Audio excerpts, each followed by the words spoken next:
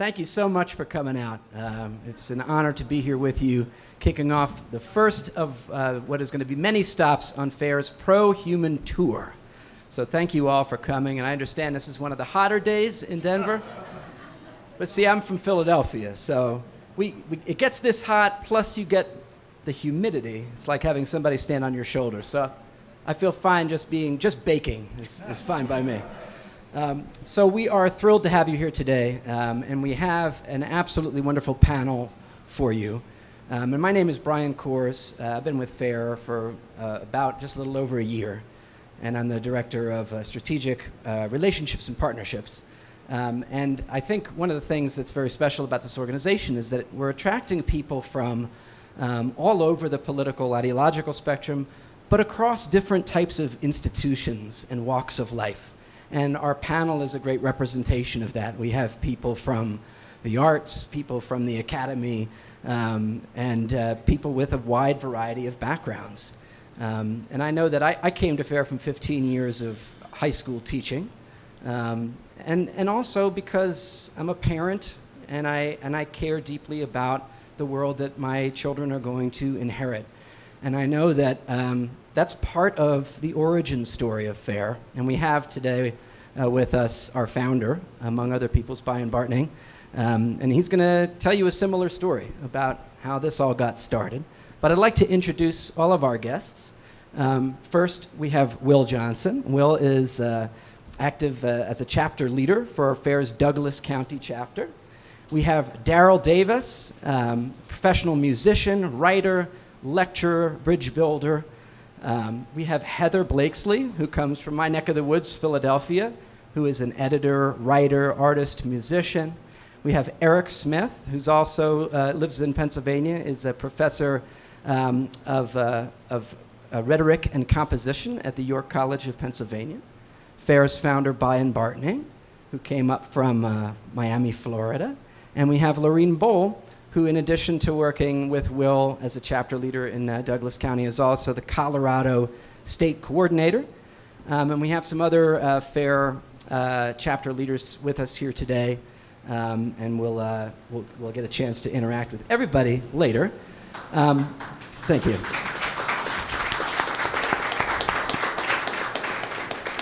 So what I'd like to do first is let our founder, Brian Bartning, tell you a bit about how FAIR started and really about what our essential mission and values are. Brian? I am really enjoying, I think, the reopening of our society and these kind of in-person events. It's really hard to believe that 15 months ago, FAIR didn't exist. And really everything that we've done, for the most part, has been over Zoom. So I think we're really excited to be meeting people face to face. I think there's nothing more pro-human than that real face to face connection with people. So this is really exciting for us.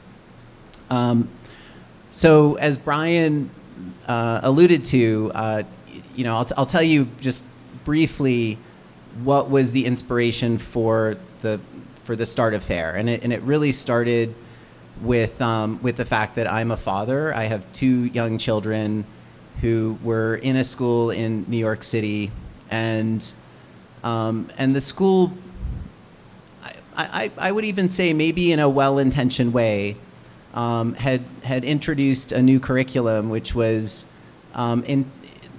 presented to the community as anti-racist, and very quickly when I started to understand what ideas were being promoted in the guise of anti-racism, I realized that actually it was promoting racism. And I think fundamentally that is at the heart of these ideologies that have been popping up in our society. We call it an essentialist set of ideologies, right? So whether it's gender essentialism or race essentialism, ultimately those ideologies lead to intolerance, lead to polarization, and lead to division, and lead to tribalism. So in the case of my children's school, not only were these ideologies being presented that I fundamentally disagreed with, but they were presented in a way that left no room for conversation, no room for discussion. It was a very intolerant approach to introduce these beliefs to our children and to the community. And so I think I very quickly saw that there was a need for some form of support. I was a parent. I saw that other parents also felt the same as I did, but nobody felt comfortable speaking out. And when you started to ask questions, there were your questions were shut down very quickly. And when I looked to see what institutions were out there, what kind of support could I get to try and have these conversations and to see, ways of advocating for the values that are important to me, what I saw is that the institutions that I thought I could turn to were actually advocating for these same essentialist ideologies. So whether it's the ACLU or even the Anti-Defamation League or the SPLC, all of these institutions seem to have fallen sway to these same illiberal ideologies. So that was really the moment that I realized, we needed a new institution. We needed an organization that could provide institutional support. Because when you're just one person in this situation, it's very difficult. You feel alone. And so having that institutional support was important. So it's been a journey, I think, over the past 15 months to build this organization, but it's pretty amazing where we are today.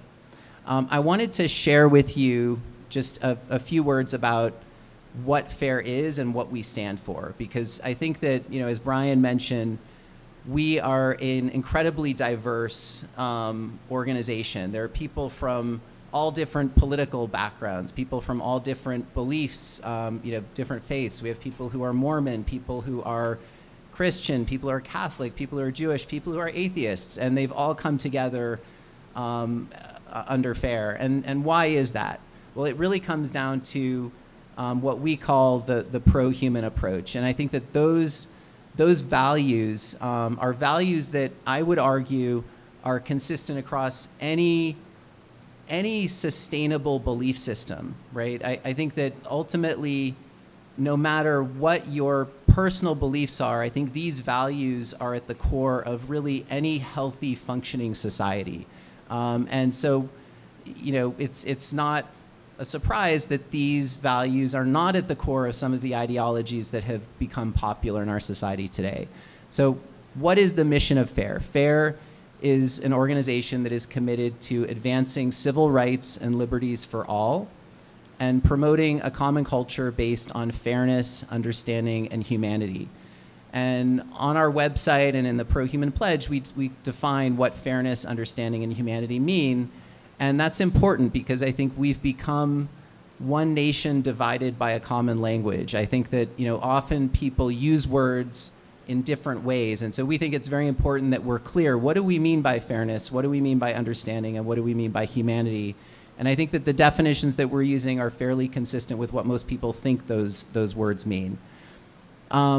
So we have a clear mission. One of the things that's important to us is that we are a nonpartisan organization. So, we go out of our way to try and avoid language and terminology which have become politicized, right? So, and that's changing day by day. So it's a challenge, I think, for all of us to do that. But we think it's extremely important that as an organization, we are trying to stay away from the tribal, political, partisan buzzwords. And so that's something that we're trying really hard to do. And so we will take on issues, and even if those issues maybe are being viewed through some people through a partisan lens, we will still take on those issues. But we try really hard to make sure that we're using language and we're giving you language that can help to take the partisanship out of the conversation, because ultimately the ideals that we're standing up for cross party lines. So that's something that's very important to us. I think that in terms of our core values of fairness, understanding, humanity, and what does it mean to be pro-human, what I really want to emphasize for you is, and we'll talk about this, I think this is one of the topics of conversation, so I won't go into a ton of detail on it, but fundamentally, what it means to be pro-human is to see ourselves and to see other people as unique individuals with value. And at the same time, to see ourselves and to see other people as united by our shared humanity. And that sounds like a simple, non-controversial concept, but it is antithetical to the underlying premise of these ideologies that have taken root in our culture, which are encouraging us to see each other and see ourselves as interchangeable members of identity groups. And that is fundamentally in opposition to the pro-human approach. So, that's really what I want to kick things off with, and I will turn it over to Brian for the start of the panel. Thank you.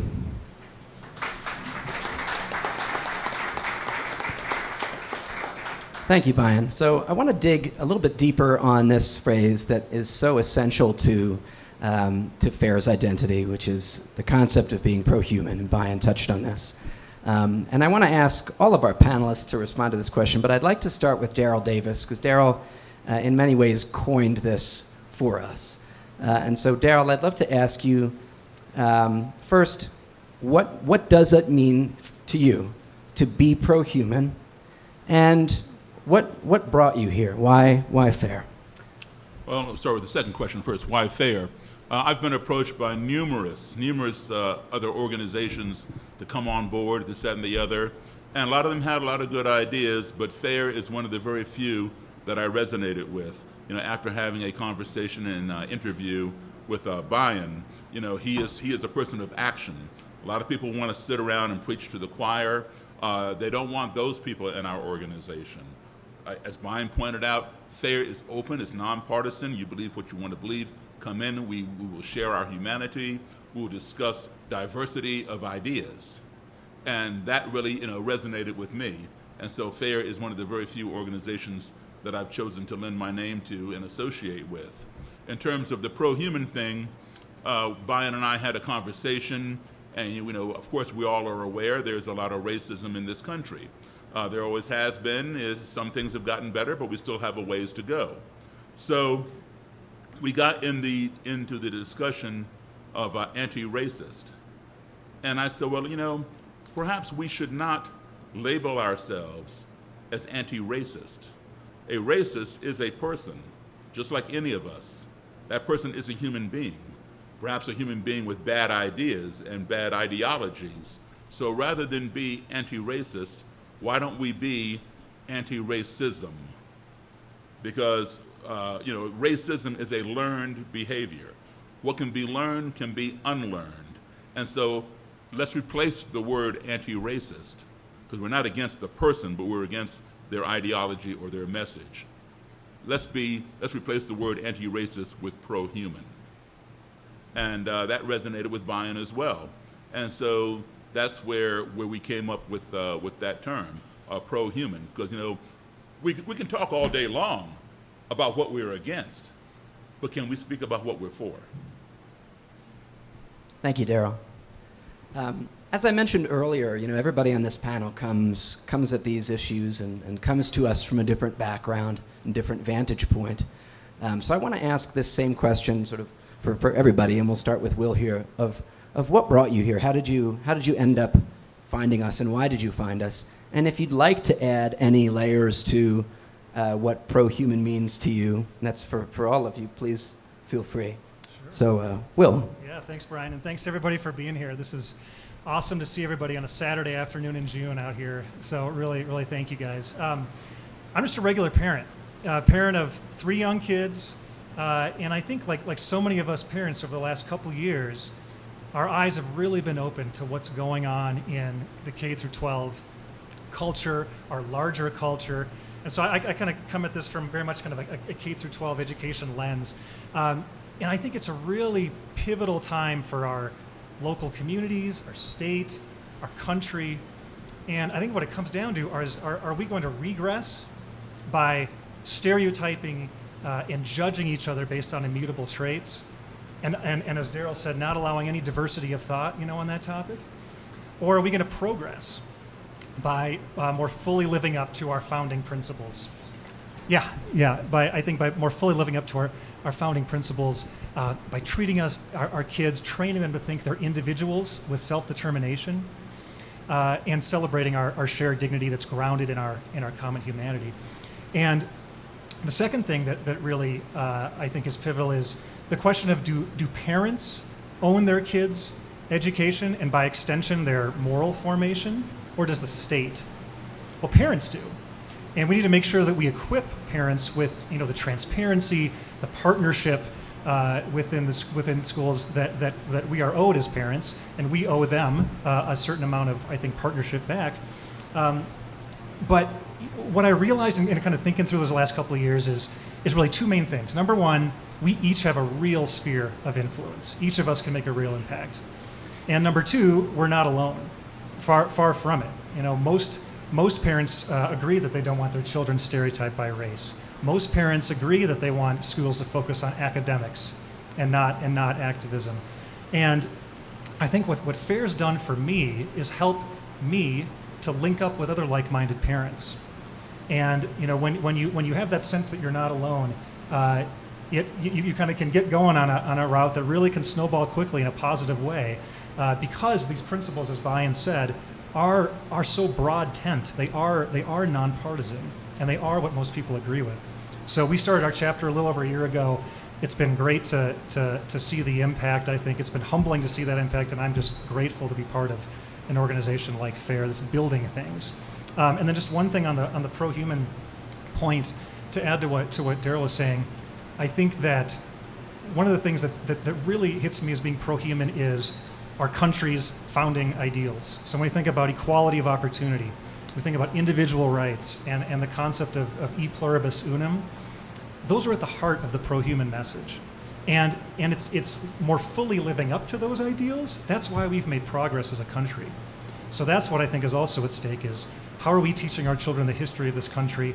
Because the more we can live up to our founding ideals, the more progress we will make. And we all agree that we do need to make continued progress. Well, I'd like to go next to Heather Blakesley, who again is, Heather is, we actually have some of her magazine here. She's the editor of Root Quarterly out of Philadelphia, which is an exceedingly fair-minded, open-minded publication. But she's also a musician and a writer and an essayist. But I want to ask you the same question. How did you find your way, why did you find your way to this type of organization? And if you'd like to add any layer to that pro-human concept. Sure. The first thing I'll say is that I can confirm with Brian that Philly is not only hot, but really humid. So this is not that bad in Denver. It's really just not that bad.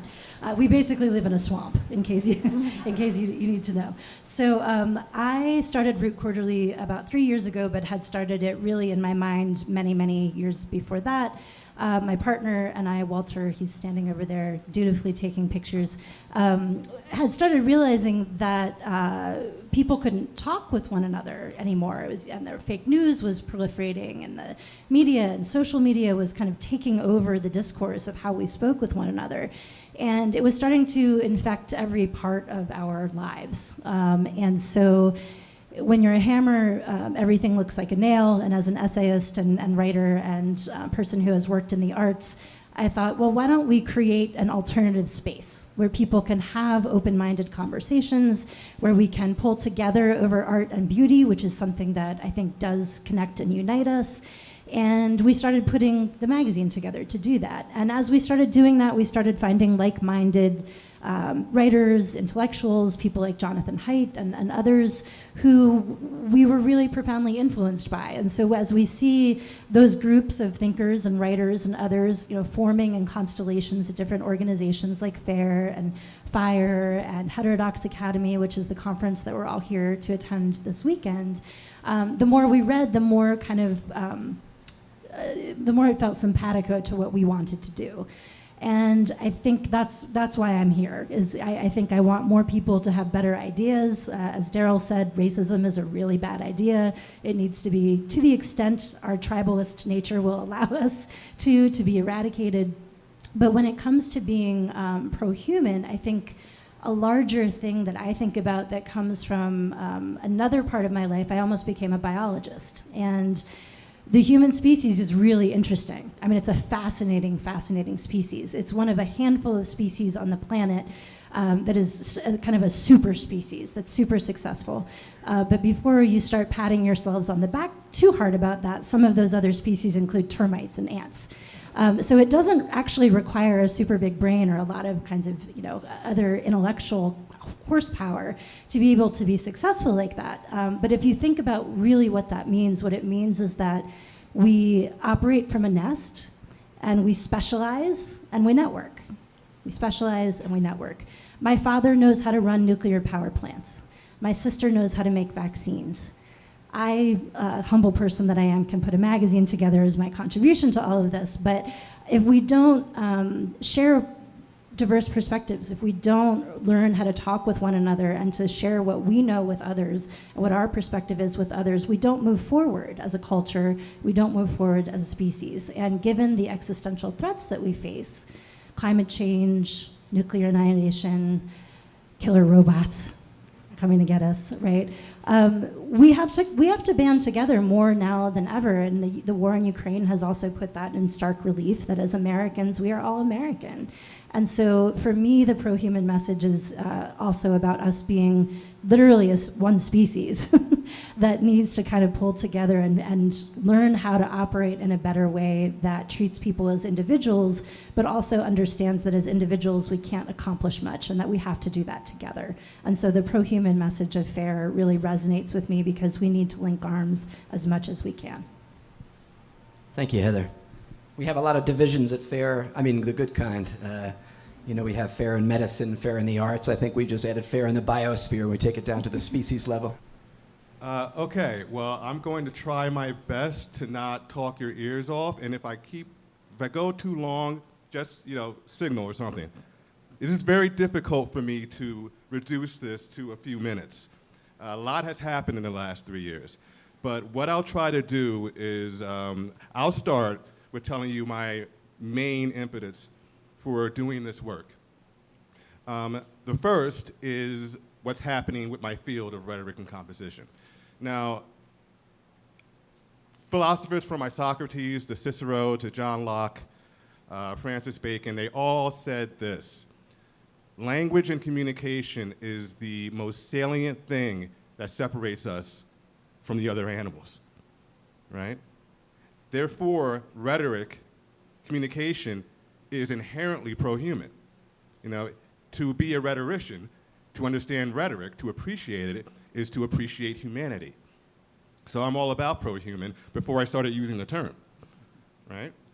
However, my field of rhetoric can be better or more accurately labeled woke studies. That's where we are right now.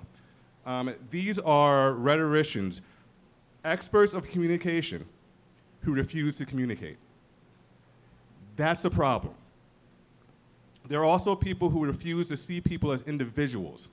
Recently, I wrote something for FAIR involving a professor who honestly thinks, there's more than one professor actually, honestly thinks that to teach standardized English to black students is inherently racist because black people speak black English, right? And he thinks he's a hero. And everybody loves him.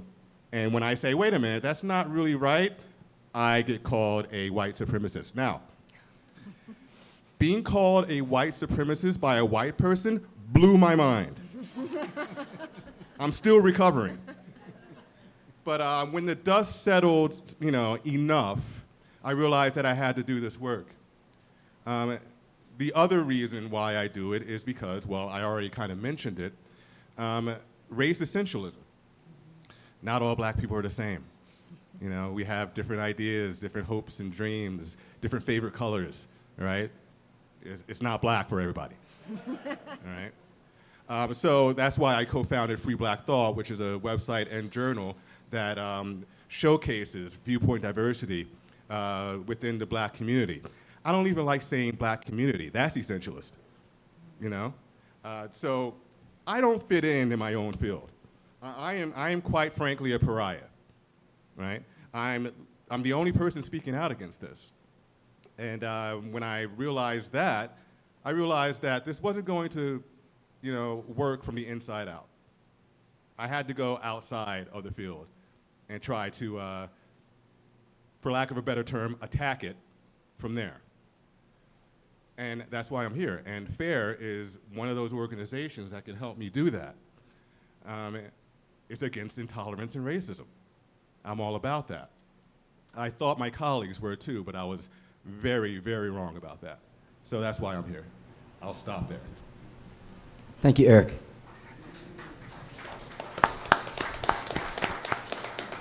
Now, we've heard from Brian about why he's here and his vision of pro-human, so it's okay, I'm going to skip over to Laureen. Laureen, what has brought you here to FAIR and into these issues, and if you'd like to add a layer to the pro-human concept? Thank you.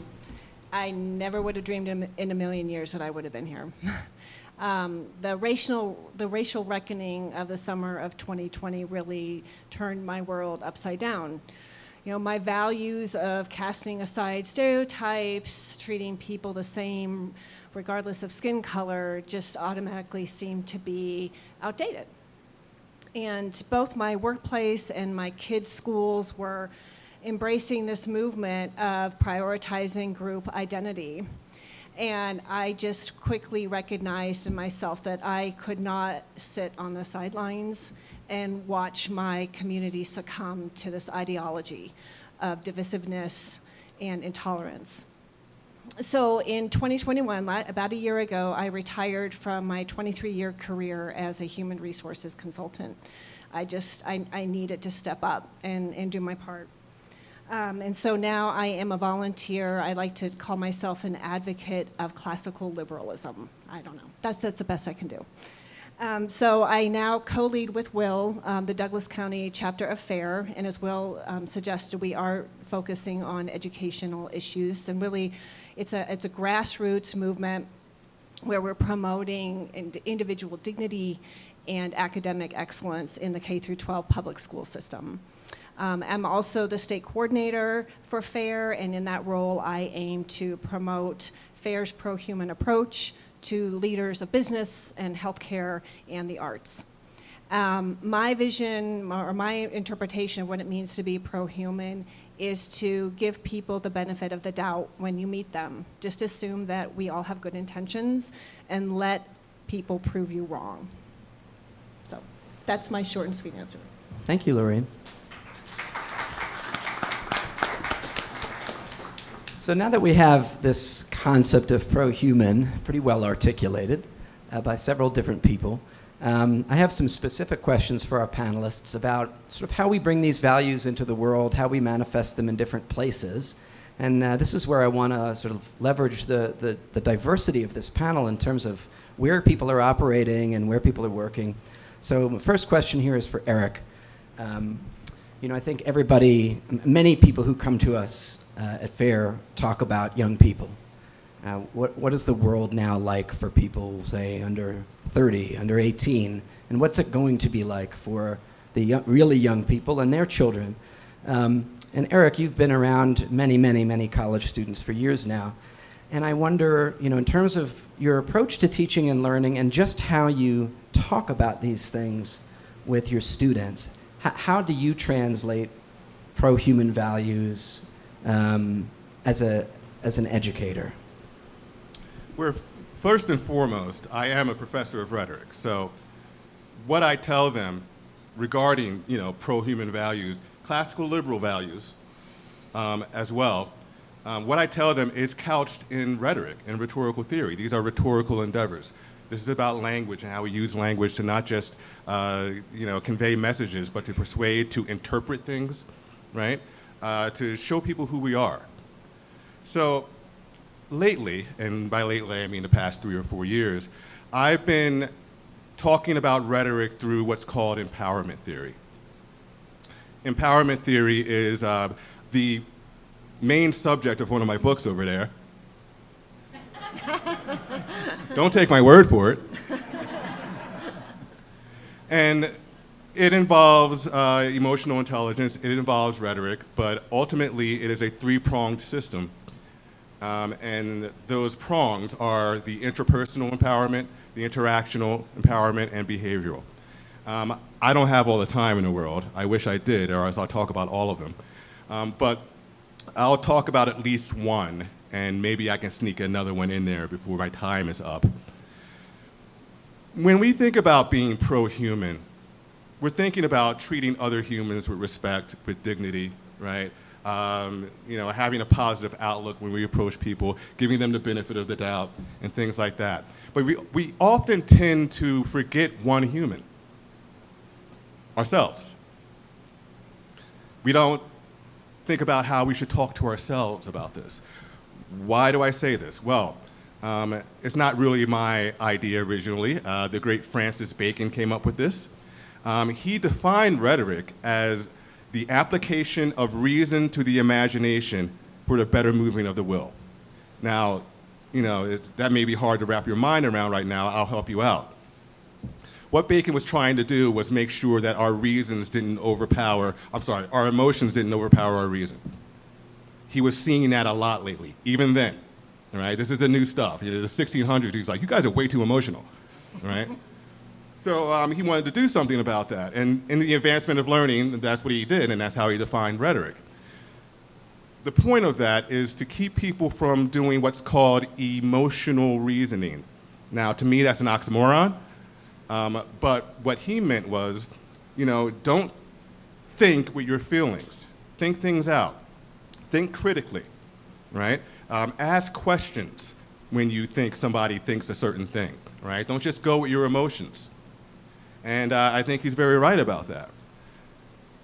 But ultimately, that definition of rhetoric talks about how we should talk to ourselves, right? How do we talk ourselves down from that emotional ledge? How do we go about doing that? We have to use rhetoric. We have to use the same tactics we use to be persuasive to others on ourselves. Other rhetoricians have been talking about this lately. Alexandra Piri, Jean Nienkamp, so I'm not the only one. I want to give a shout out to them. But ultimately, we can talk to ourselves to make sure we're more self-aware, make sure we're better able to control our emotions, right? Not push them down, not avoid them, control them, transfer them into something more productive, right? And I won't get into the weeds about that, I already am. But that's part of the book over there. The second thing, I'm almost done, all right? If we do work with ourselves, we're better able to work with other people. Why? Because we're not projecting things onto them. We're not fortune telling or mind reading or blaming, right? We're not taking something that happened 5 years ago and projecting it onto this new situation. We're not doing that. We're better able to avoid that. And if we can better avoid that, we can better see people for who they are. And we're better able to ask who they are and be curious about it. We embrace empathy more, right? Active listening. So that intrapersonal part I talked about initially is imperative to being pro-human in general, because we can actually see people as humans and not this boogeyman we've made up. All right. Thank you, Eric. Eric brought up something I think really important earlier, which is that there is a timelessness to tribalism, that these same impulses to deal with things emotionally, to group people simplistically, that's been with us for time immemorial. So I think part of our work is eternal, right? Is that grappling with oneself and one's own tendencies to look at things tribally. But there is also a difference, too, between this era and bygone days, for sure. And I think, FAIR has a podcast, FAIR Perspectives, and our host, Angel Eduardo, often makes a joke that, we're the 200 millionth podcast, that we're living in an era where if you want to get your opinions, your ideas out there in the world, it's the easiest thing to do. Just go ahead in your bedroom, get the microphone going, start a podcast, post something online, that there's this unbelievable saturation of opinions out there. And so that's something, if you can imagine going back into any contentious era in history and inserting Twitter or Reddit or any of these, right? It's a little terrifying to consider. But the curation of ideas, the work of people who have to make opinions and ideas available, I think is a very daunting task. Part of what I think is troubling that world right now is a lack of trust. People are getting acclimated to judging things very quickly, reading a couple of words and sizing up a point that's been made. And so my next question relates to this and is for Heather. And Heather is an editor of a publication. She's dealing in ideas. She's dealing deliberately in capturing a multitude of perspectives. It's the aim of her publication to court these differences. So I wanted to ask you, how do we establish trust in an environment so saturated with ideas and so pulsing with the speed of these ideas? How do we create the kind of trust that really can bring people together in good faith to explore multiple perspectives? Yeah, thanks, Brian. So I've been talking a lot about trust lately in general when I've talked about the magazine and about organizing strategies at FAIR and at Braver Angels, which I'm also a member of. I'm the blue state coordinator along with a red state coordinator out in Pittsburgh in Pennsylvania. And change moves at the speed of trust. So if you have a group of people who are coming together, or who are trying to come together, who are trying to overcome differences, it's really difficult to do that unless you start establishing trust. So if you've done a little bit of the kind of work that Eric just talked about with yourself of trying to shed kind of past experiences with certain kinds of people that get in your brain kind of winnowed down in that evolutionary way of like, oh, that happened, avoid that person, or this happened with someone, avoid that kind of person. We really do have to do that work to be able to get rid of those things and then approach other people. But one of the things that I think can help build trust is to just be really clear about what your value statement is and what it is that you're trying to do, which is, I think, why it was so important for us to all talk about what being pro-human meant to us. And you probably have some ideas now about what that means to you, because you then have to go out in the world and articulate that out to your fellow chapter members or the people at your job or the people in your family. And trust can break down even within families, right? So we're being told right now, if we don't all agree within a family about something as contentious as immigration or race, that we should no longer talk with that person. We should excommunicate them from our circle of care. And I think we actually have to do exactly the opposite of that, the kind of work that Daryl has been doing, helping to deprogram people who have been in the Klan. So if you're clear about your value proposition and what you want to do, as we were with the magazine, we said, look, the 24-hour news cycle is profoundly unhuman. The advent of social media and the way that people behave on social media, profoundly anti-human. And so instead of starting the millionth and second podcast, we started a quarterly magazine instead, because we said, you know what's human? Bringing the temperature down on things and bringing the timeline down on things, that we're expected to think about things and have opinions on things. So we don't do hot takes. We're not breaking news. We're saying, we're absorbing some of this information, we're hearing what people are talking about, we're watching the books that are being published, we're listening to the conversations that all of those awesome podcasters are having and stealing the best guests and the best writers from all of them. And we're putting them in a quarterly magazine that we call slow media, just like you would talk about farm-to-table food. And it's locally produced. It's locally produced by people in Philadelphia and throughout the entire Mid-Atlantic region. And so we've kind of turned what media is supposed to be right now, which is fast, constant, relentless, negative, meant to continually play up our most negative emotions. It's literally engineered to do that, right? And so we said, okay, we need a different tool. And so we took that offline. But before we did that, we talked to people and we built up trust. We talked with our neighbors, we talked with our friends, we talked with our colleagues, and we said, we're feeling this way, are you guys feeling this way?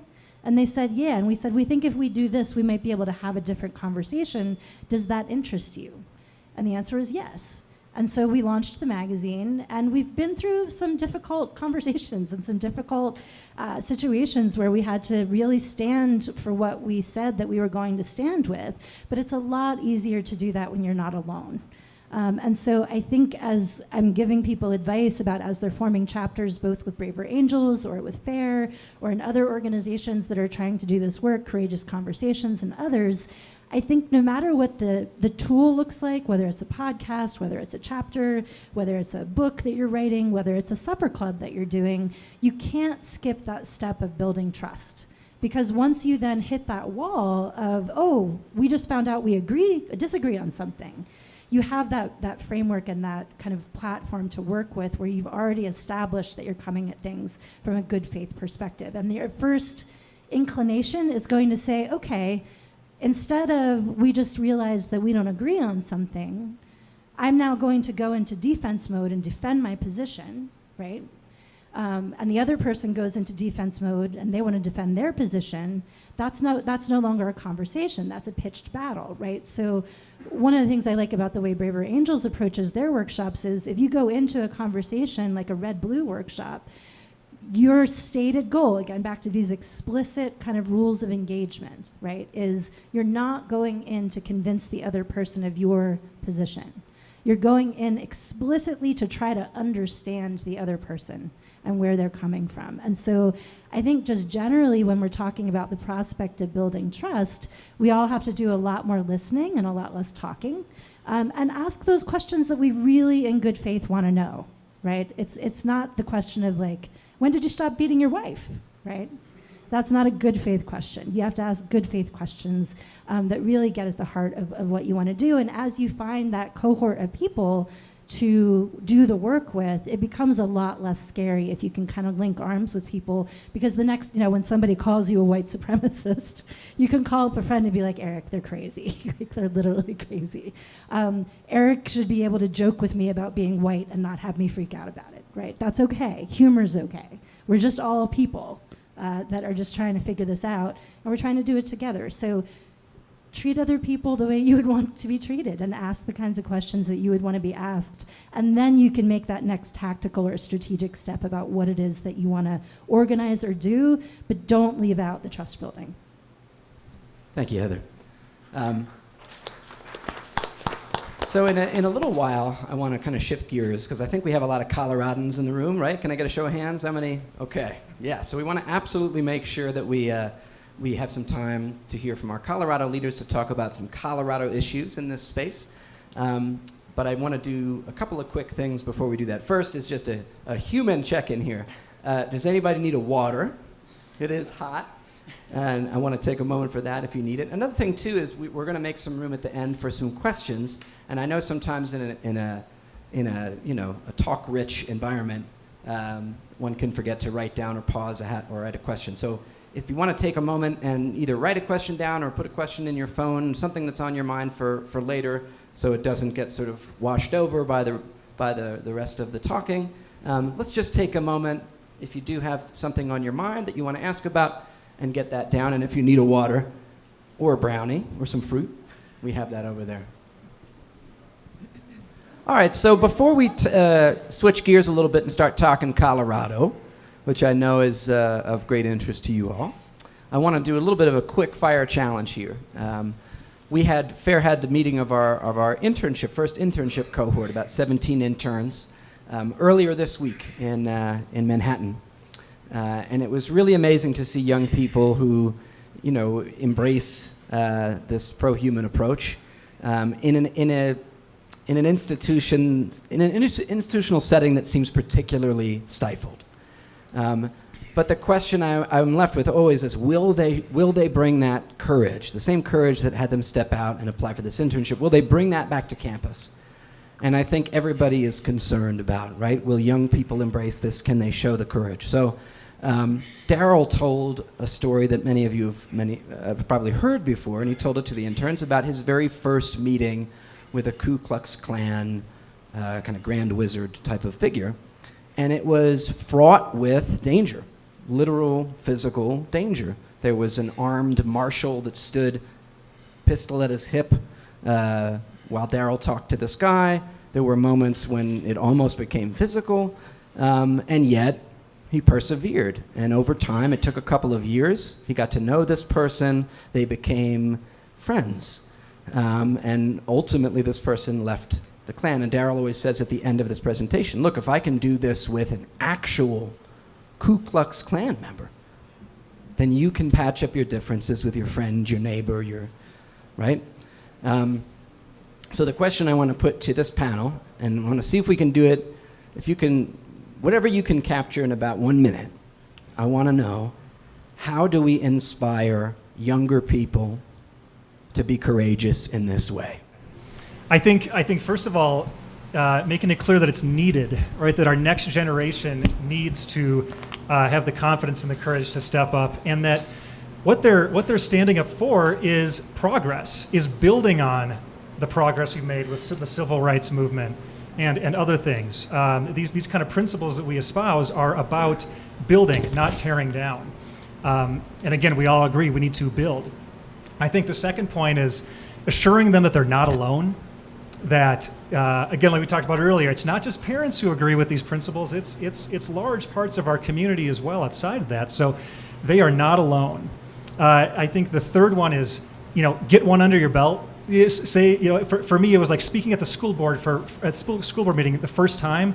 I was really nervous, and you kind of get that way. But even the second one got easier. So just getting one under your belt, things can really get easier from there. And then I'd say the last thing is organizations like FAIR have your back.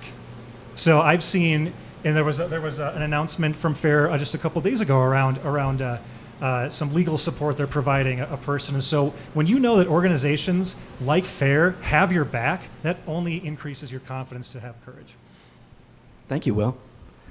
Daryl, how do we inspire younger people to show this kind of courage?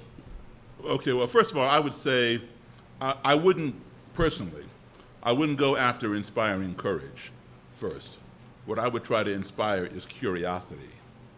And people always tell me, man, you're really courageous, and you went to a KKK rally. I've been to tons of KKK rallies. I've been to neo-Nazi rallies. There's nothing courageous about it. It was more, for me, a point of curiosity. And so, we want to inspire young people to learn about the things that they don't know, that they have not experienced. Rwandan genocide, Sudanese slaves, the Holocaust, all kinds of things, that perhaps weren't around when they are born, or things in the future. So inspire curiosity, inspire education, and the courage will follow to learn about those things. Secondly, our society, our country, our whatever it is, can only become one of two things. One, it can become that which any of us, young, old, or indifferent, it can become that which we sit back and watch what it becomes, or that which we stand up and make it become. So we have to ask ourselves the question, and we need to pose this to younger people. What do you want your society to become? Do you want to sit back and see what it becomes, or do you want to stand up and make it become what you want to see? And that's the method which I used. I chose to stand up and make it become what I want to see. There was no courage involved in my going to a Ku Klux Klan rally. These people are human beings. I disagree totally with their ideology, but I have gained certain things over my course of my life. At age 10, I had rocks and bottles thrown at me by some white spectators because I was the only black in a Cub Scout parade. I could have taken that experience and said, okay, well, all white people are like that. I'm gonna stay away from them, at a young age. But I was curious. What made somebody who had never spoken to me, never seen me before, knew absolutely nothing about me, throw rocks and bottles at me at the age of 10 while I was carrying the American flag with my fellow scouts who all happened to be white? I was curious. So who better to ask? Well, people would say to me, well, Daryl, some people are just like that. That's just how it is. That was not a good enough answer for me. So who better to ask than someone who would go so far as to join an organization that has over 100-year history of practicing hating people who don't look like them or who don't believe as they believe. So I began seeking out racists, white supremacists, members of the KKK. It was curiosity. And so the courage came, followed the curiosity. So I would try to inspire Thank you, Daryl. Heather? I think I would say two things, and they're somewhat based on my own experience as a child whose parents were very supportive of me generally, but help them put things in practice, like make it practical. So for me, for instance, when I was going to high school in the 90s, 80s, we didn't have a girls' soccer team, and so my mother helped us organize a petition and go speak at the school board, and it helped us understand how the world worked and how we could organize together to do something that we wanted to change. It turns out the school board turned us down, and then she threatened to sue them, right? So, and I think FAIR's general kind of, let's try first with some conversation. Let's try first with where do we have common ground, and then let's use the systems and the platforms that are available to us to seek redress if we need to do those things. But help them put it into practice, show them that this country was not founded very long ago. I think we forget that as Americans, and we forget that the liberal values, the Enlightenment values that helped found this country, that helped emancipate the serfs and the slaves of Europe and eventually here in the United States, that didn't happen on its own. It was a long march over thousands of years of humanity figuring those things out. And it's not a given that things will continue to march in the right direction. And so we have to teach our kids that we are essentially good people with a good country that is not perfect, and it's their job to help make it perfect.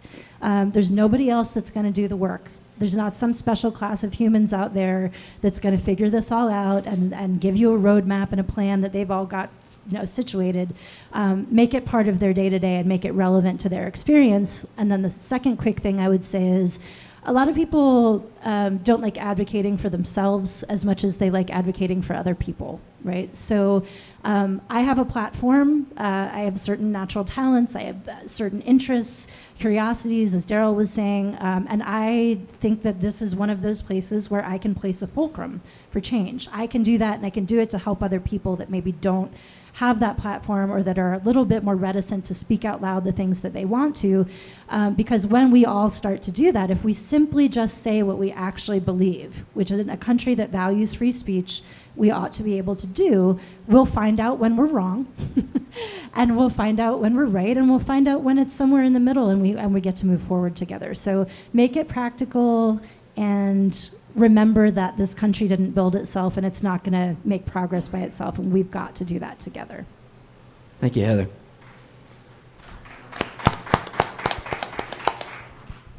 Eric? People ask me this all the time, like, where do you get the courage to push back and things like that? And the truth is, I was pushed to the brink, But I can't say, go out and get yourself socially mobbed on, Facebook. That'll do it. You can't say that. So what you can do, however, is model it. People aren't seeing people push back. They don't know how that looks. So model pushing back articulately and with a smile. Let them know that you won't crumble if you push back on these things. You don't have to crumble anyway. And if you don't know how, I'll show you. I'm all over the internet doing this. But I want to spin the question a little bit. We're not in this predicament because young people aren't brave. We're in it because adults aren't brave, right? People who don't agree with this stuff but are staying silent, are kind of the culprits too, right? There's a quote attributed to Dante. I'm not entirely sure he said it, but the quote is, "The hottest places in hell are reserved for those who, in a moral crisis, stay neutral." So I want to go up to tenured faculty who have nothing to lose and say, there is a place in hell for you, all right? Speak up. I can speak up, and I know some professors and people can't because they'll lose their jobs. They need to, pay the rent. They have mouths to feed. I get that. But when you have the job security of a tenured professor and you're not speaking up, screw you, man. You're why this is happening. So I think the courage thing, we need to talk to other adults about this, right? And model it for the young people. Thank you, Eric. That is a terrific spin on this question. So for our last two folks on the panel, I'll say, how do we inspire this courage in everybody? Thanks, Brian. that last quote, Eric, reminds me of the Frederick Douglass quote, which is, "I will partner with anybody to do right and nobody to do wrong." So I think that's definitely inspiring. I think what Daryl said definitely resonates with me. Pamela Paresky, who is on the board of advisors for FAIR and just a brilliant woman, has developed a whole concept study. I'm sure it will ultimately be a book called Habits of a Free Mind. And she talks a lot about the 3 C's, which is curiosity, courage, and compassion. And I think we actually organized a conversation with Daryl and Pamela was saying that Daryl epitomizes the 3 C's, because I think you need all 3 of those to really do this kind of work. So I would say, I would echo what several people have said, which is that I don't think that courage exists on its own. It does not exist in a vacuum. I think that it needs to coexist with other important character strengths. And I think the character strengths that we emphasize at FAIR are those 3 habits of a free mind, plus the 2 character strengths which are really rooted in the psychology of thriving, which is optimism and gratitude. Because I think if whether it's a young person or an adult, I think that if you don't have a sense of optimism and gratitude, then it will be very hard to be courageous about anything. Because if you're mired in grievance and learned helplessness, then you're not going to be able to accomplish much else.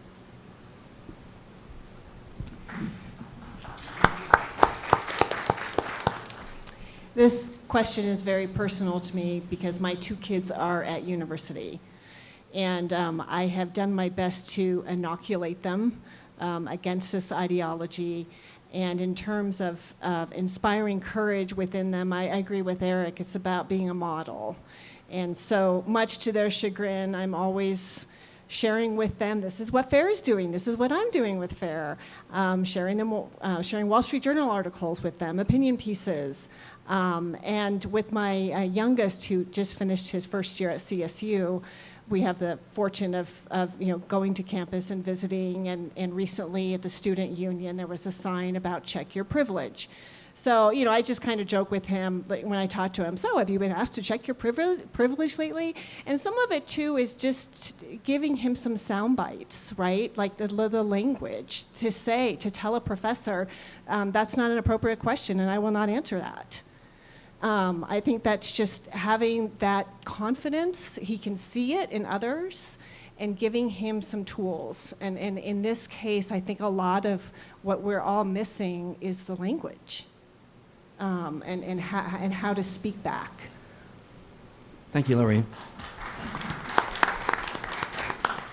So we're getting close to our end time, and so what I thought we could do is I want to bring this back home to Colorado.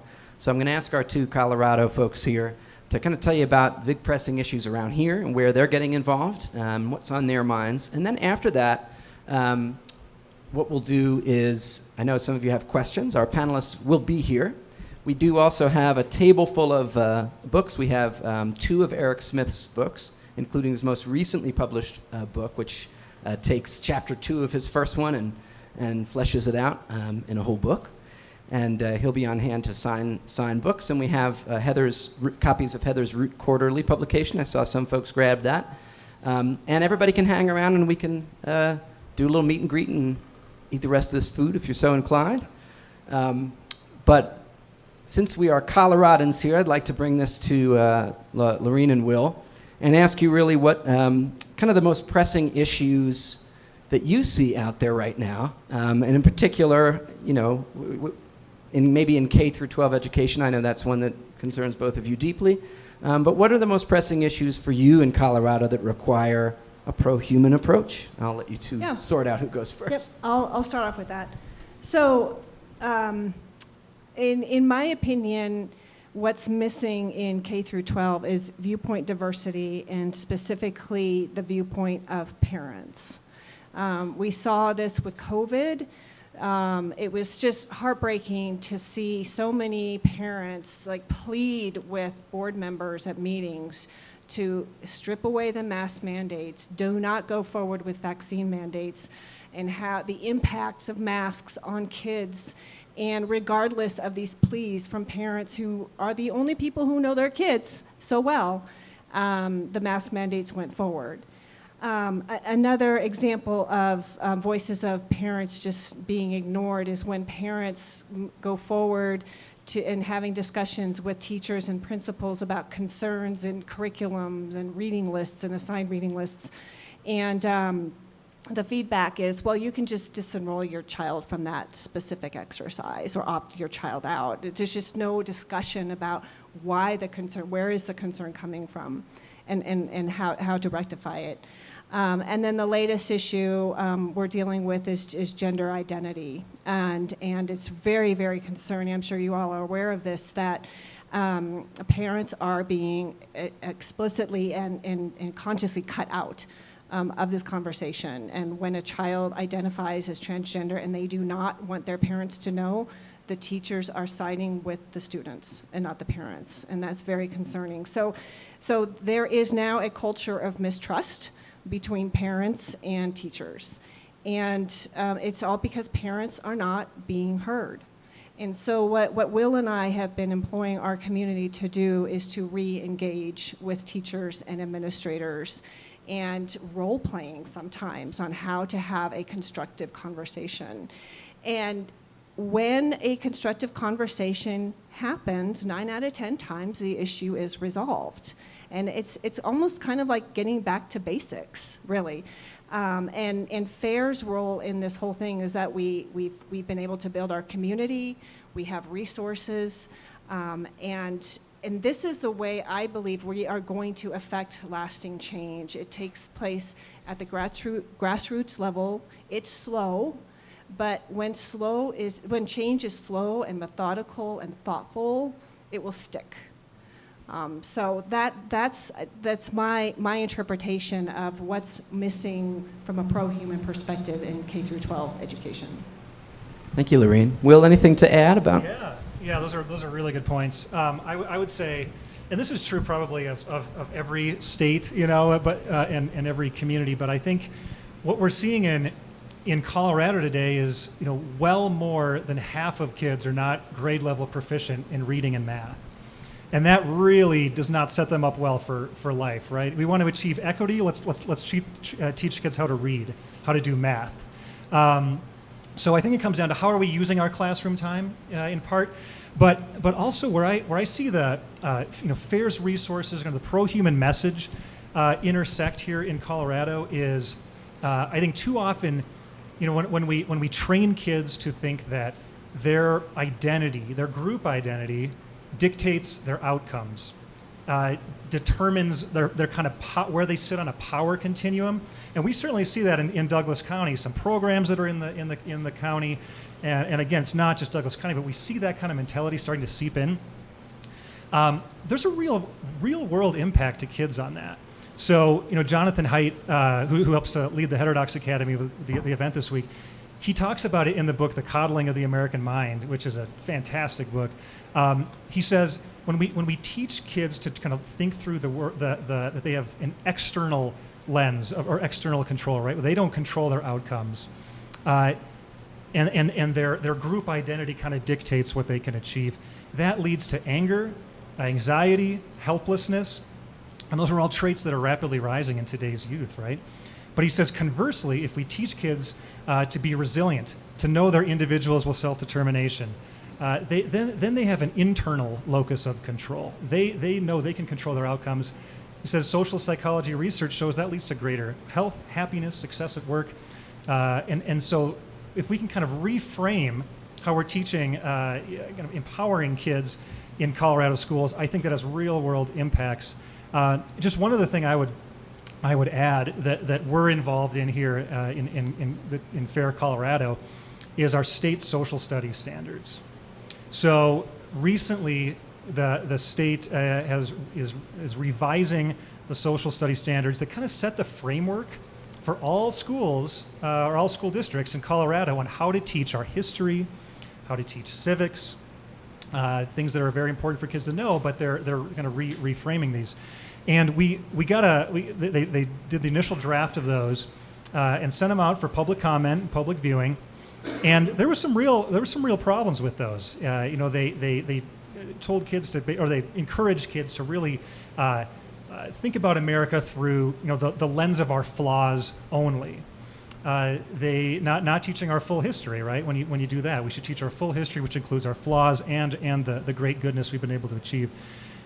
Secondly, they wanted to tell history through the lens of identity groups, stereotyping those groups and saying this is how all people think, this is how all people act. I think they mentioned these 6 identity groups 70 times in a 150-page document and mentioned the Bill of Rights 2 times.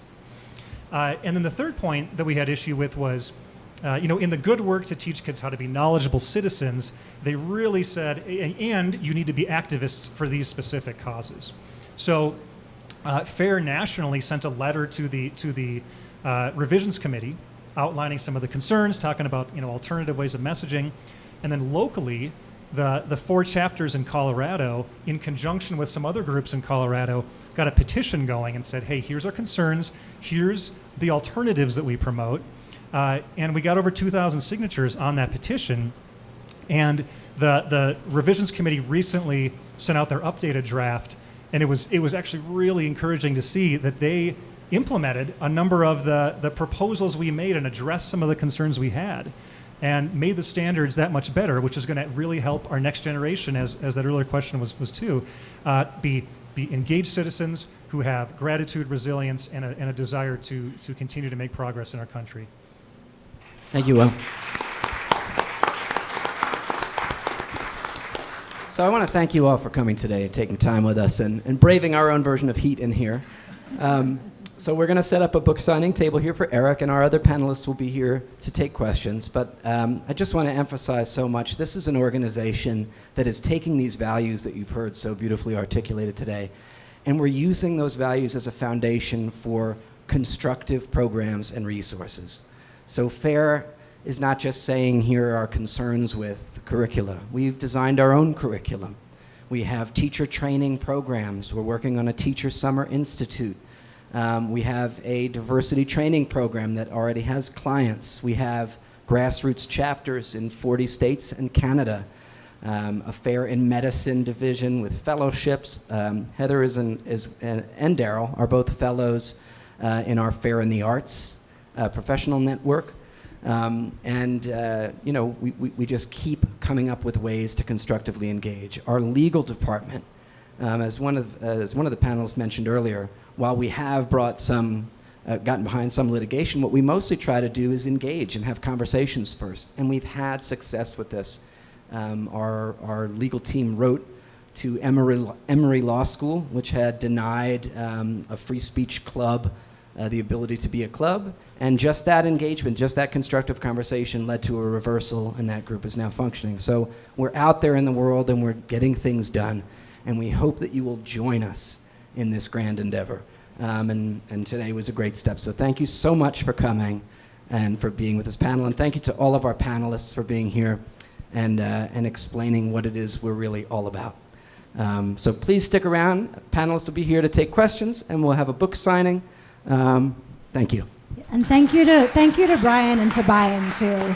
I think it's not easy to start a new organization and to kind of spend time away from your family and do all of this work. So thank you, Bayan, for starting FAIR. And thanks to Brian for organizing. It was great to be with you guys today. Sure, yeah, we could do Q&A with the mic if you'd like to come up here and ask a question of the panel.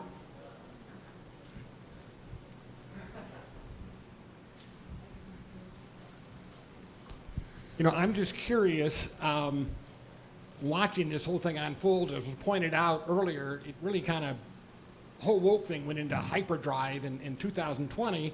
I'm wondering, looking, say, 10 years down the road, what is FAIR like 10 years down the road? Is it no longer necessary? You can disband because the battle's been won, or do you see it intensifying? What direction do you see this whole conflict going? Does anyone have a crystal ball for that?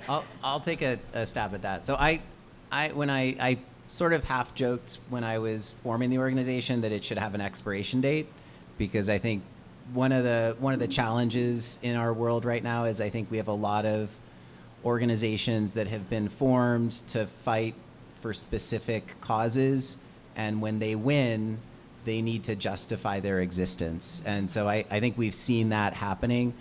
I think one of the things that is essential to what FAIR is doing, though, that makes me feel confident that there probably is a place for FAIR long term, is that rather than FAIR, even though we are the foundation against intolerance and racism, we are the pro-human foundation. And so I think that when you're advocating for a positive set of values, I think there is a place for that long term in the world. I think that when you're fighting against, I mean, I'll give an example. There was an organization that was formed to advocate for marriage equality, right? For the right for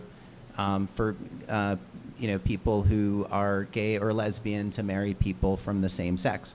That fight was won. That organization pivoted to find another battle to take on, because rather than disband and say we won, it had to find another cause. So I think that when you're advocating against things, when you're taking on, I would say an adversarial role in the world, then I think that your positive intentions can turn toxic. So I would say, my hope and my expectation is that in 10 years, I think that the pro-human approach will be the approach that is widespread in our culture. I don't see the race essentialist, gender essentialist, whatever other essentialist ideologies winning in the end. I think that the positive values will win, and I do hope and expect to see a role for FAIR. I don't think it needs to be. I mean, the ACLU is a $300 million a year organization. I don't think we need a $300 million a year organization in this space. So I would hope for FAIR to be, a vibrant, active, constructive organization, but I don't think it needs to be at that scale.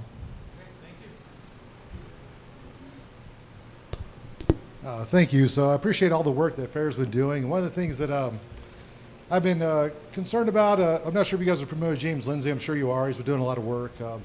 I think he had a pretty fair point. Sometimes for working against these ideologies, you have to start to learn some of these ideologies, right? And it can be pretty dense. If you've read his books, right, and everyone's going to really gravitate toward learning about Herbert Marcuse, about repressive tolerance, and these things that kind of come up. And I'm wondering, you might already have some of this work done about a potential toolkit for parents and concerned citizens to be able to recognize where some of these ideologies are showing up, what they might look like.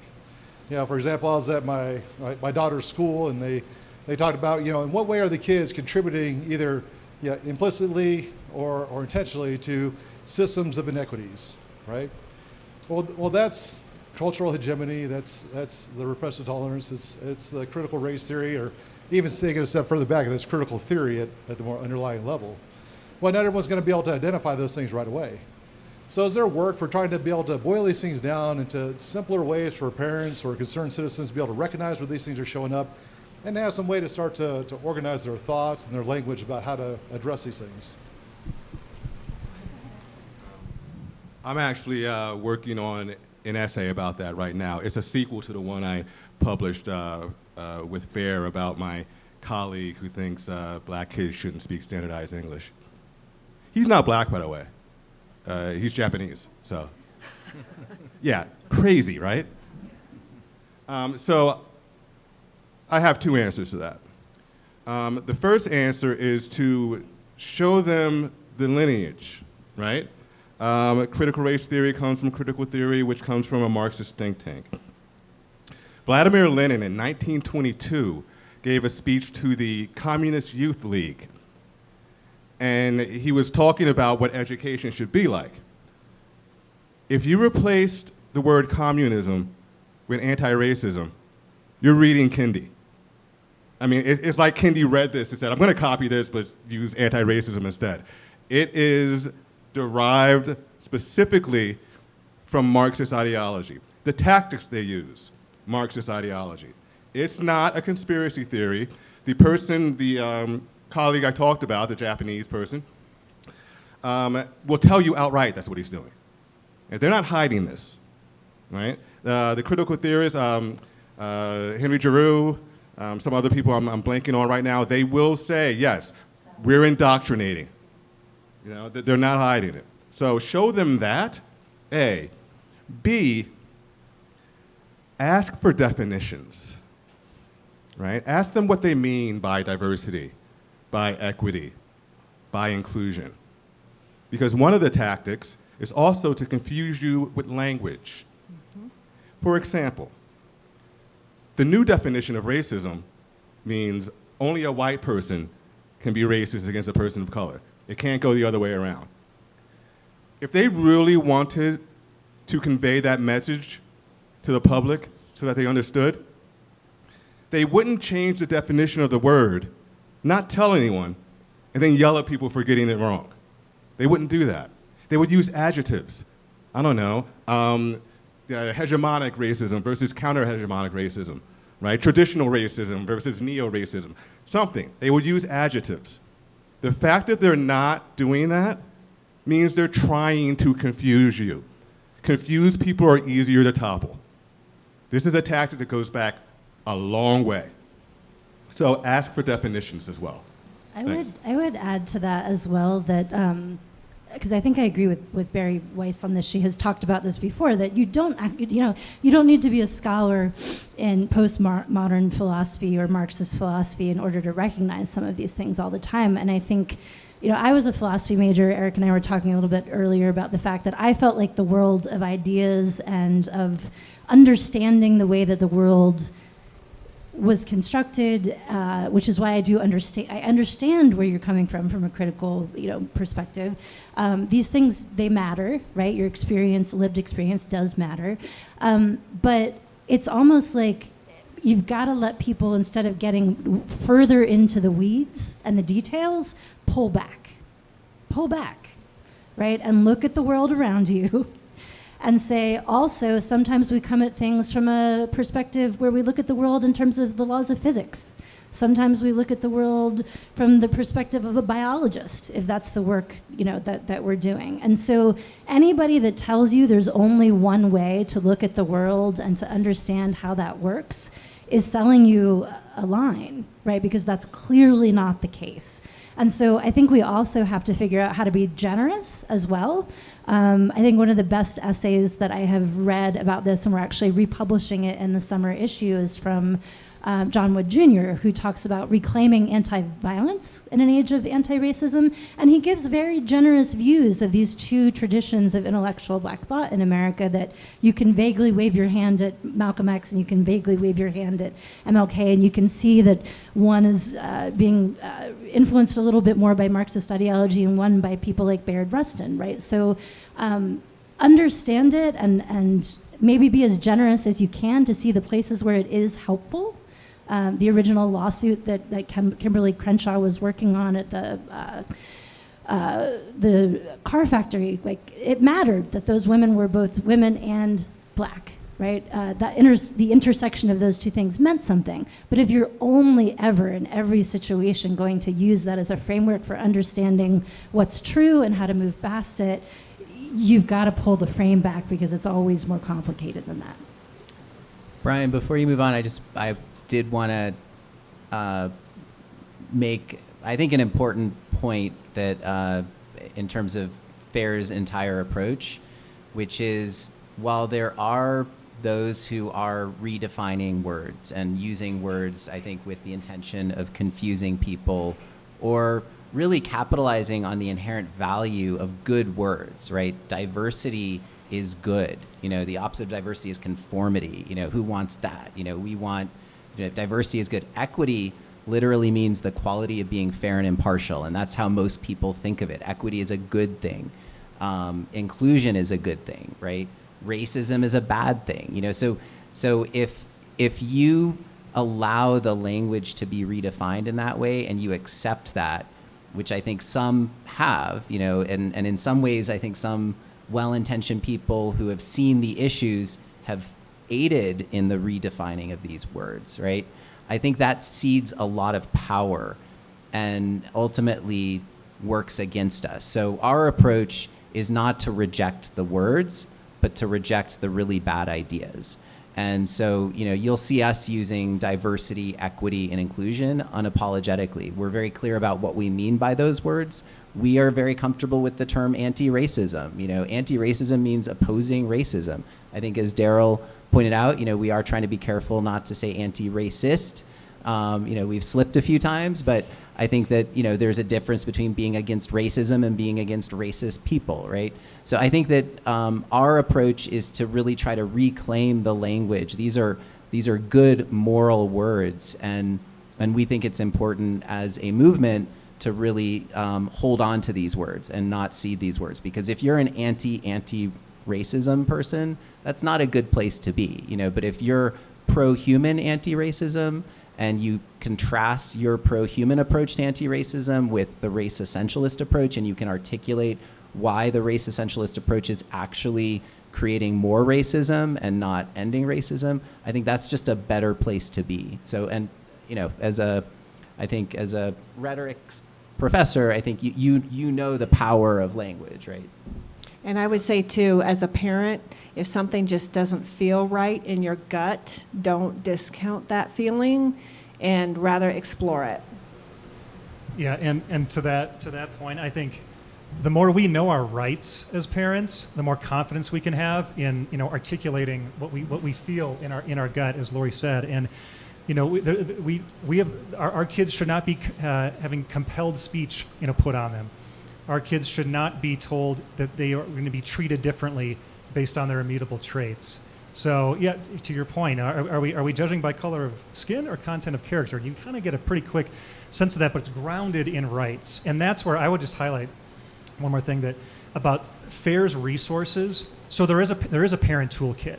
There are educator alliances where there's groups where teachers can come together and start to kind of articulate these ideas and link up together. There's high school clubs that FAIR is launching. And through all those things, that's another reason why I'm just grateful to be part of this organization, because it gives you the resources to articulate what I think so many of us believe, but in a way that we can take and we can promote right to a teacher, right to a school district. And we've seen the impact of that in Douglas County, and I know other school districts have as well. I'll dovetail into what was said here also, especially what Brian was saying about reclaiming words. One of the words that I think needs to go back to its original definition is the word proud or pride. It means the same thing.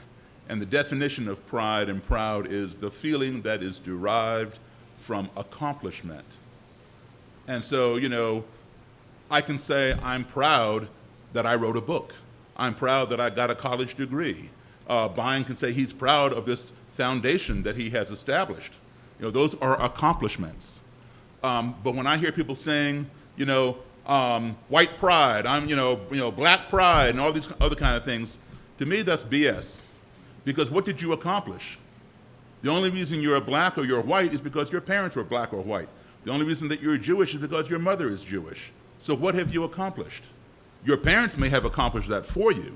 They can be proud of you. You can say, hey, I'm not ashamed to be Jewish. I'm not ashamed to be black or white or whatever you may be. I'm happy to be that. So when I look at people, I look at them from a human standpoint. I respect them from a human standpoint. That's the baseline. I don't respect them simply because they're black or they're white or they're Asian or Hispanic. I respect them as a human being. My meter of respect rises as I see the accomplishments they've done in their lives. And that is what we should be proud of. Not just walk around and say, I'm proud because I'm whatever color or whatever religion I am. No, that's not an accomplishment. Thank you. First, I want to begin by saying thank you for everything that you're doing, and it means a lot. But I'm going to follow it up with a question of how did we get to the point where you have to do what you're doing? I keep hearing the words, they are doing this. Who are they? Why are they doing it? What is the end state that they're trying to achieve? The inherent harm to an onlooker seems obvious if you stop to actually look at what they're doing. I just did it just now. I just said they. Who's they? Why are they doing it? And what is the end state that they're trying to achieve? All right, can I just want to read a quote, because this is something that I came across very early on in forming FAIR, which is an essay written by Martin Luther King in 1947, and he was, I believe, 18 or 19 years old at the time, and this was for his college newspaper, and it was called "The Purpose of Education." And it's a short essay. I would highly recommend Googling it, reading it. I think it's very well written.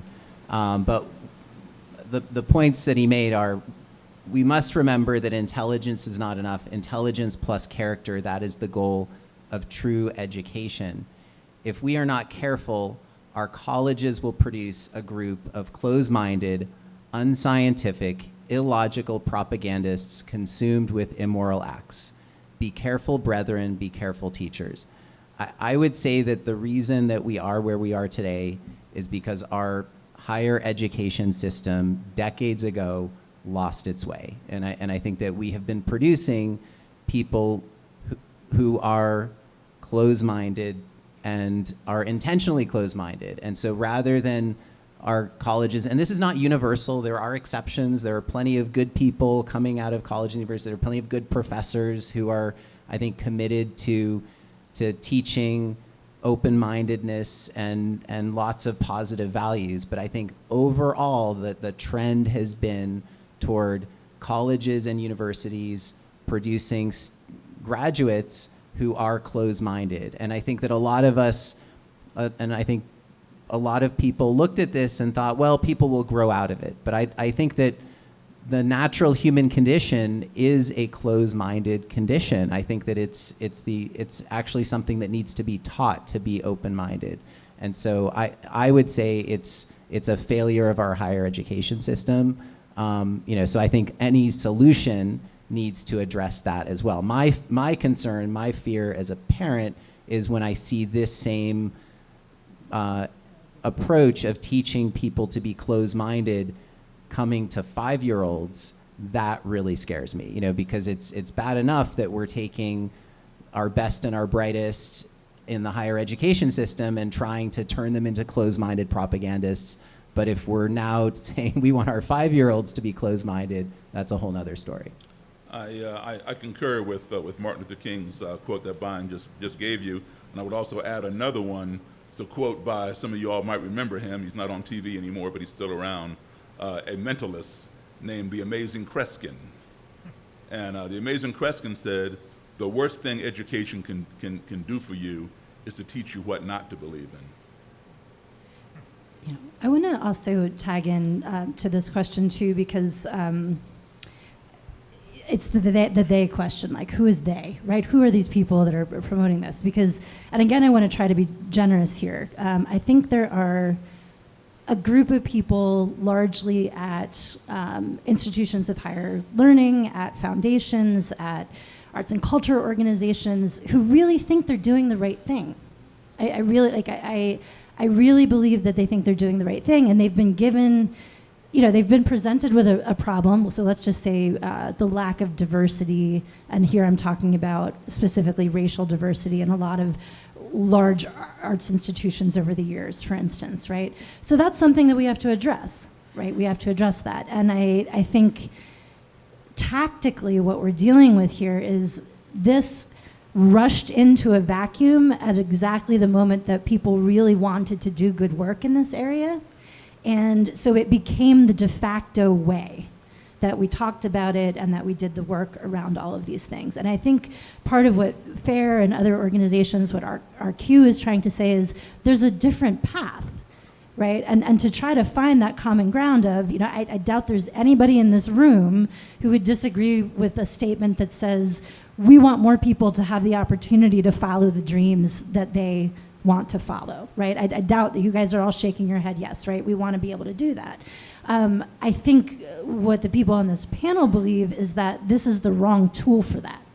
That ideology is the wrong tool for that.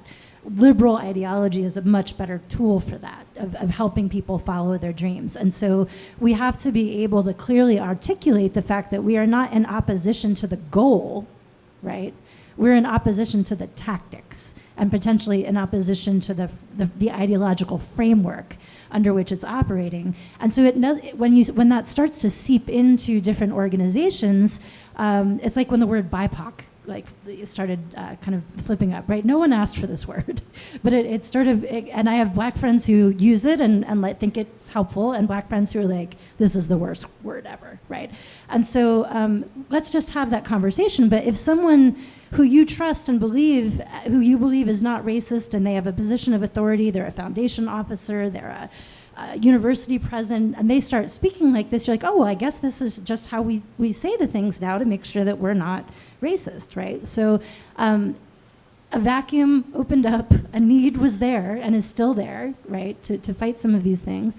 By these things, I mean racism, not the language in general. But we need a better way. We need to clearly articulate a path. I think that's what FAIR and others have done. And one of the ways to do that is not to, so we're all human, right? And we don't like to do things that are hard. We're just like water, right? We will take the path of least resistance. So if we can create, and this is what I did with Root Quarterly, create a different space to have a different conversation where people can have that different conversation.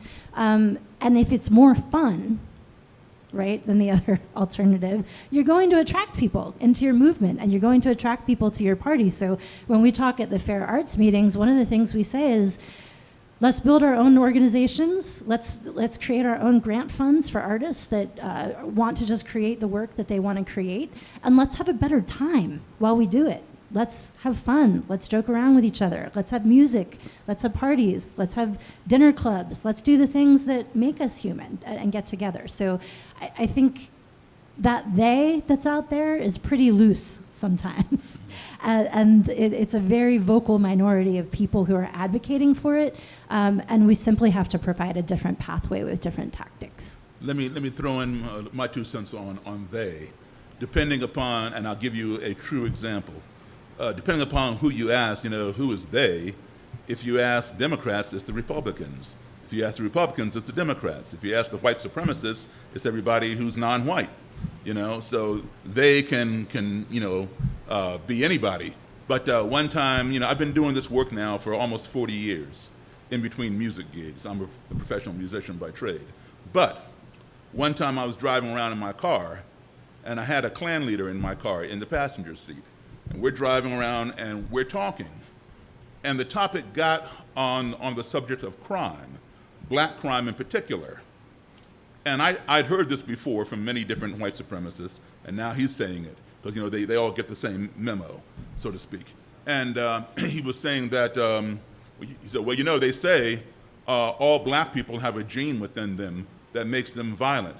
They say. Who is they? It's like, you remember the commercials, they say 4 out of 5 doctors recommend. Who is they? All right? They is that invisible body of authority that we never see. Okay? So they say all black people have this gene within them that makes them violent. And he's over here, and I'm driving, and I said, well, what are you talking about? He said, well, who's doing all the drive-bys and carjackings in Southeast? He was referring to Southeast Washington, D.C. I live right outside of Washington, D.C. in Maryland. Southeast Washington, we have Northeast, Southeast, Southwest, and Northwest. Southeast D.C. is predominantly black and is very high crime ridden. And there are white people who live there, but it's predominantly black. So I said, okay, it's black people. I said, that's what lives there. I said, you're not considering the demographics. Who's doing all the crime up in Bangor, Maine? White people, because that's what lives there. So you got to consider these demographics. He goes, no, it has nothing to do with the demographics. They say that you all have this gene. I said, look, man, I'm as black as anybody you've ever seen. I have never done a carjacking or a drive-by. How do you explain that? This man did not hesitate 1 second. He answered me like that. He said, your gene is latent, hasn't come out yet. It almost came out then, but but how do you argue with somebody who's that far out in left field? I couldn't even bite on that and chew on it, it's so far out. And so for the first time, I am dumbfounded, and I'm just driving along, silent, with a deer in the headlight look like, wow, And he's sitting over here all smug, like, you see, you got nothing to say. So I thought about it, and so I had to go to where he was, because he would not understand where I was. So I had to go where he was. So I used his same body of authority, they. I said, well, you know they say all white people have a gene within them that makes them a serial killer. And he said, what are you talking about? I said, name me 3 black serial killers. He couldn't name one. I said, here, I'm going to give you one. I named one for him. I said, just name me 2.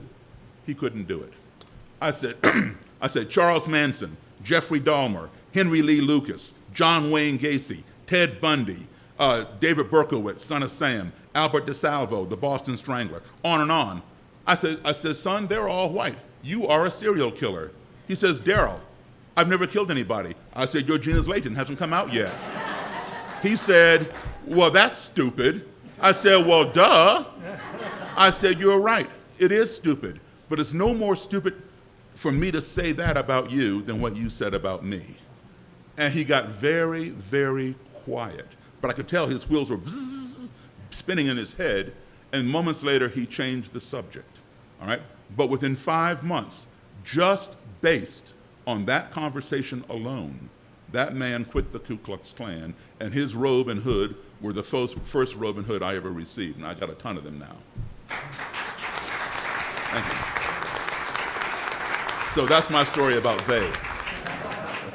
One thing I think we could certainly say about the they in any situation is that they are our fellow human beings. Right. And that we have an obligation to find a way to draw a circle around them and bring them back to us, right? Sure. I just want to ask one clarification question. So I think what you said, they, whoever they are, the end state that they're looking for is the same end state you're looking for, the same end state we're all looking for, which is against racism.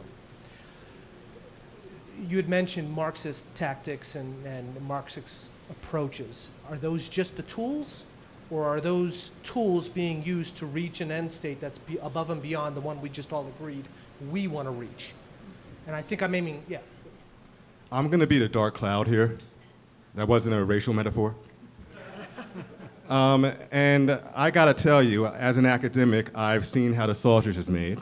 I haven't looked behind the curtain. I work there.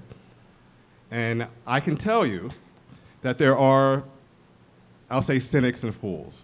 There are people who are doing this intentionally.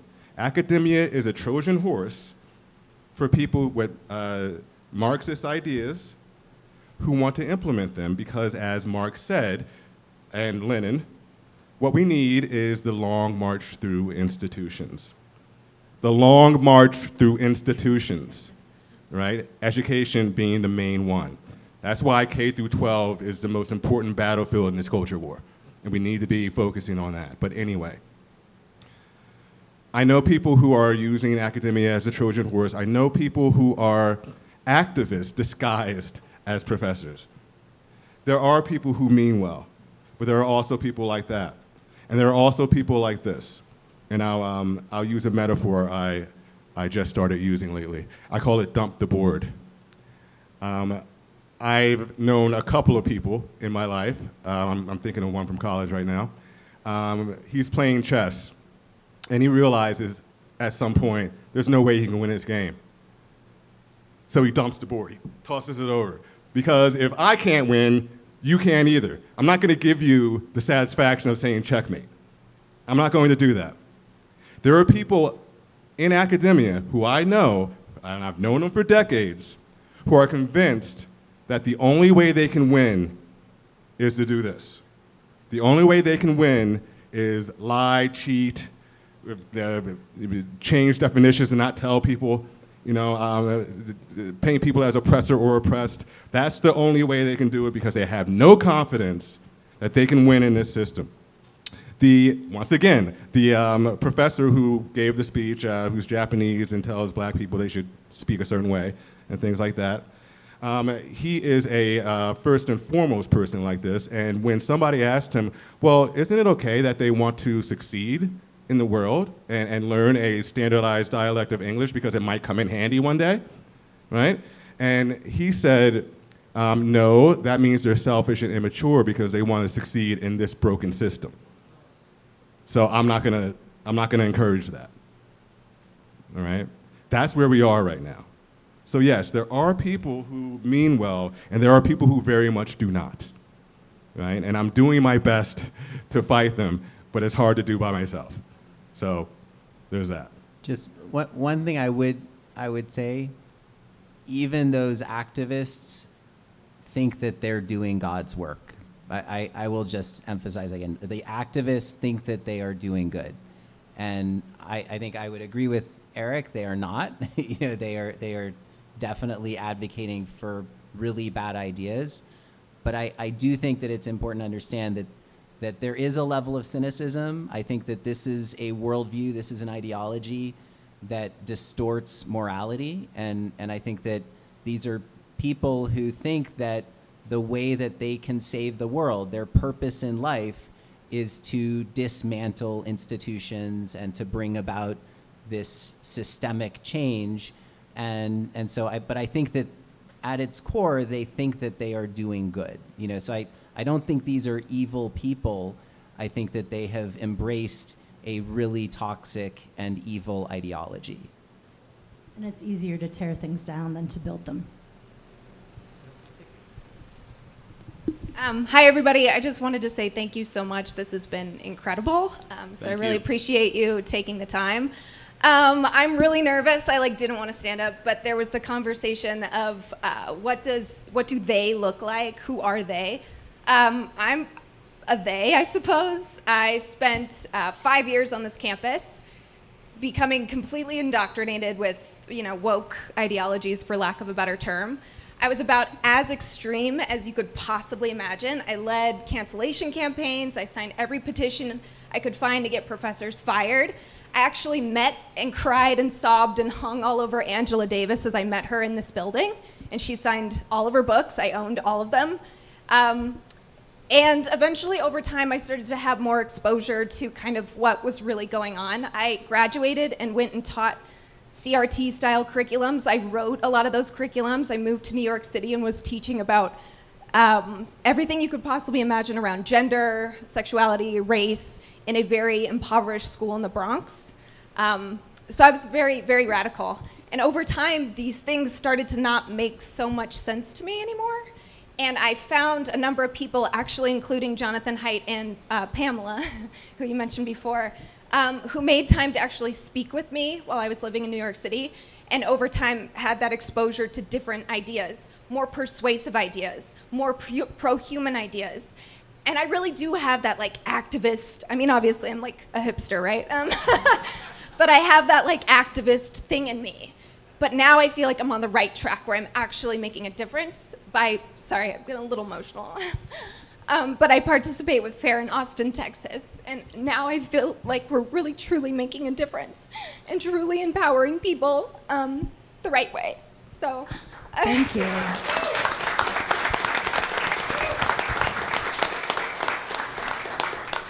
So I'm such a nervous weirdo, I'm sorry. Welcome to the other side, girl.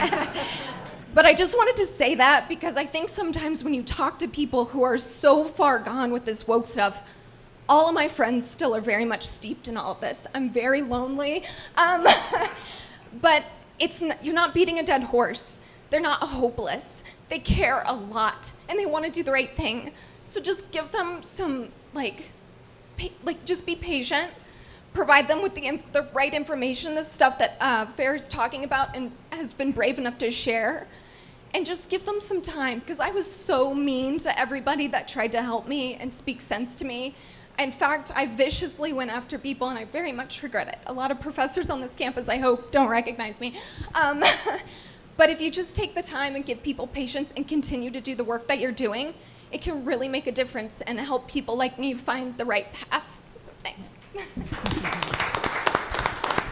You should think about writing a story for the FAIR blog about that, because that's exactly the kind of thing I think that the fair blogs are helping to do is just spread the word about that kind of, I hesitate to use the word conversion experience, but something like that. Because I think there are a lot of young people who are also in that camp of, what do you do when you get so far down the line in a particular way of thinking? And that's where your friends are, and that's where you get your support, and that's where you get your reassurance that you're on the right path as a human being. And that's why it's so important, like I said, to offer a alternative path for people that helps them move toward their goals, which are laudable, but does it in a way that doesn't tear other people down, but helps build them up. Hi. I wanted to thank all of you for coming. Some of you have researched on the internet, some of you are brand new to me, but I'm very proud of you for starting the organization and proud of the rest of you for your contributions.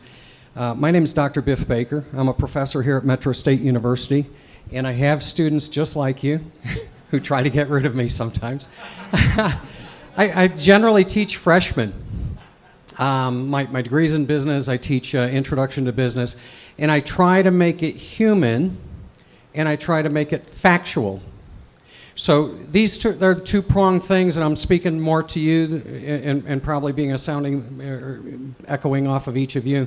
Number one, when students come to me and say socialism is the way, I actually teach economics as one of the topics, and I show them gross domestic product, GDP per capita. I show them the poverty in the socialist countries factually. I make them look it up, okay? And when I hear students say how oppressed blacks are in the United States, I show them the website, they look it up, and they find out 780,000 blacks in the United States are millionaires. And that the number of black millionaires and billionaires in the United States exceed that of all 53 countries in Africa. I make it factual, not opinion-based. Number two, I make it human. So one class that I teach, because I do end up with some true believers on both sides, I segregate the entire class, and people will say, oh, Biff, you shouldn't do that. Okay, I want Hispanic women over here, Hispanic men over here, black men, black women, white men, white women, other, because usually I only have one or two Asians, so they are the other, okay? And I say, write down, this is actually, I spend an entire hour and a half on this with my students, okay? Write down 10 things, and it's got to be concurrence among all the Hispanic females, all the black males, etc. 10 things your mom told you not to do, and 10 things your mom told you you must do. They make their list, and then they have to stand up and read the list during that same class. And you know what? There's a Venn diagram that overlaps 90% among all races, all genders. And I asked them, I said, why do we do this exercise? And students say, well, to show our differences. I say, no, why do we do this exercise? And I keep asking until someone in the class finally says, to show how similar we are. That's being humanist, and that's being fair. And I would encourage the rest of you to share your own story. Sherry, I'm half Irish, half Hispanic, and a drop of African, Esau tribe of Nigeria. Thank you. I don't look it. Everybody looks at me and says, Biff from the suburbs. No, I grew up inner city Chicago, bottom 5% of the economy. I'm now in the top third of the economy. Mom, no high school diploma. Father, no high school diploma. Both were born of immigrants. Absolute poverty. We ate once a day. I'm 170 pounds. When I joined the Army, I was 112 pounds. That was my escape from poverty. You tell your story to the students, then become more human to them. I was beaten to the point of going in the hospital 7 times in high school. My crime, I was white in a black neighborhood.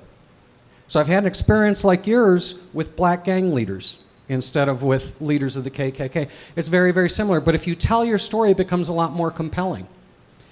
So out of 180 students per semester, I generally have 179 that think I'm the best professor in the university. Literally, they write that down on their student ratings. And 1 that tries to get rid of me every single semester. So I was going to ask, it was a long intro, but I was going to ask Dr. Smith, how do you protect yourself from that? Because I got to fight them off every single semester from 1 student, 179 saying best professor in the university, and 1 saying, yeah, I sort of kind of think this guy's a bigot. How do you deal with that? I am at a school where the woke wave is not as much of a tsunami as it is at other schools. So I guess I'm fortunate in that degree. But when it comes to students, I'm as open-minded and actively listening as possible because they're my students, and I'm not going to shut them down. So when it does happen, I talk to them, and they see that I care and I'm not shutting them down, and that kind of calms them down. That's been my experience anyway. Let's hope it stays that way. Other than that, when it comes to people in my field, the peers, how do I say this? I don't care. Well, for one thing, I'm tenured, so there is that security. Let's be real about this. But I've seen, like I told you with my last comment, I've been in academia for a long time. And I've had other tactics, really trying to reason with people as civilly as possible, not returning their vitriol, right? Trying to turn the other cheek and things like that. I'm done. I'm done with them anyway. I'm done trying to talk to them because they're not listening to me. I'm talking to other people. When I talk to them, I'm not trying to convince them. I've given up. I'm talking to them for the people listening in, who are on the fence, who have yet to understand this stuff. I'm talking so that they don't fall into the trap. I'm talking so that they see what it sees like to push back. I have no intention of persuading my quote-unquote woke colleagues anymore. That's over. This is about everybody else now. So I guess that's how I do it. I would add that one of the keys to my success with dealing with these people that that oppose me just because of the color of my skin. First, let me just give you just a little bit of background on me. I was a child of parents in the U.S. Foreign Service, so I grew up as an American Embassy brat, traveling all over the world starting at the age of 3. I'm age 64 now. And so I was around people from all over the world. Today, I'm a professional musician, once again traveling all over the world. I've played in all 50 of our states. When you combine my childhood travels with my adulthood travels, put them together, I've been in a total of 61 countries on 6 continents and 50 states. All that is to say, I've been exposed to a multitude of skin colors, religions, ideologies, cultures, belief systems, etc. And all of that has helped shape who I've become. I don't fit into anybody's box. People try to put me in a box, but it doesn't work. My favorite quote of all time is by Mark Twain, and it's called the travel quote. And Mark Twain said, "Travel is fatal to prejudice, bigotry, and narrow-mindedness, and many of our people need it sorely upon these accounts. Broad, wholesome, charitable views of men and things cannot be acquired by vegetating in one little corner of the earth all one's lifetime." And that is so true. And what I have seen, no matter how far I go from our country, the US, whether it's right next door to Canada or right next door to Mexico or halfway around the globe, no matter how different the people may be who I encounter, maybe they don't look like me, they don't speak my language, they don't worship as I do, I always conclude one thing, that we all are human beings. And as such, we all want these 5 core values in our lives. And FAIR exemplifies this. We all want to be loved. We all want to be respected. We all want to be heard.